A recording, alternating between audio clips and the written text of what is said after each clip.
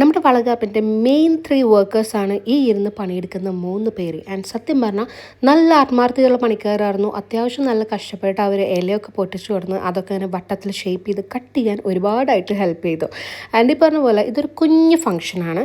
Just ഒരു 12 പേര് involve ചെയ്യുന്ന ഒരു കുട്ടി വളകാപ്പ് ഫംഗ്ഷൻ. ആൻഡ് നല്ല നീറ്റ് ആൻഡ് ബ്യൂട്ടിഫുൾ ആയിട്ട് ചെയ്തു എന്നാണ് ഞങ്ങളുടെ വിശ്വാസം.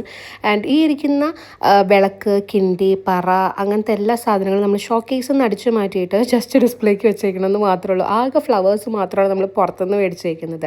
പലഹാരം വെക്കുന്നതിൻ്റെ അതേ സ്പീഡിൽ തന്നെ വർക്കേഴ്സ് നല്ല ആത്മാർത്ഥമായിട്ട് അത് തീർത്തുകൊണ്ടിരിക്കുന്നുണ്ട്. ആൻഡ് അങ്ങനെ നമ്മുടെ ഫൈനൽ സ്റ്റേജ് കഴിഞ്ഞു.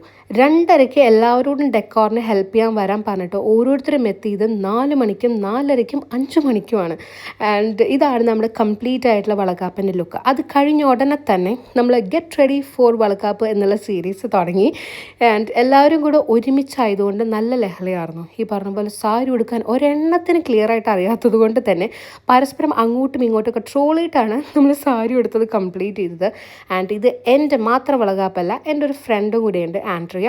അപ്പോൾ അവളുടെ ജെൻഡർ റിവീലും എൻ്റെ ബേബി ഷവറൊക്കെ നമ്മൾ കുറച്ച് മോഡേൺ ആയിട്ട് ചെയ്തതുകൊണ്ട് ഫ്രണ്ട്സിന് എന്തെങ്കിലും ട്രഡീഷണൽ ആയിട്ട് പിടിക്കാമല്ലോ എന്ന് വിചാരിച്ചിട്ടാണ് ഇങ്ങനെ നമ്മൾ വളകാപ്പ് ഫംഗ്ഷൻ ആക്കിയിട്ട് ചെയ്തത്.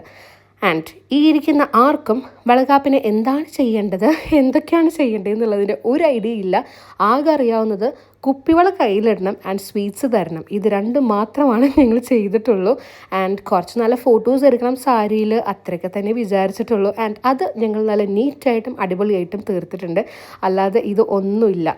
എൻ്റെയും അവളുടെയും കോമൺ ആയിട്ടുള്ള ഒരു 12 ഫ്രണ്ട്സ് ഇൻവോൾവ് ചെയ്യുന്ന ജസ്റ്റ് ഒരു കുട്ടി ഫംഗ്ഷൻ മാത്രമായിരുന്നു. ആൻഡ് സാരി കൊടുത്ത് വന്ന ഒരു ആത്മാർത്ഥത്തിൻ്റെ പേരിൽ ഞങ്ങൾ റീൽസ് ട്രെൻഡിങ് ആയിട്ടുള്ള വൈബിങ് സോങ് ഇട്ടിട്ട് ഒരു റീല് ഞങ്ങൾ ചെയ്തിട്ടുണ്ട്. ആൻഡ് സാരി കൊടുത്തൊരു ഡാൻസ് കളിക്കാനും ഇങ്ങനത്തെ വേഷമൊക്കെ ഡാൻസ് കളിക്കാൻ സത്യം പറഞ്ഞാൽ ഭയങ്കര ബുദ്ധിമുട്ടാണ്.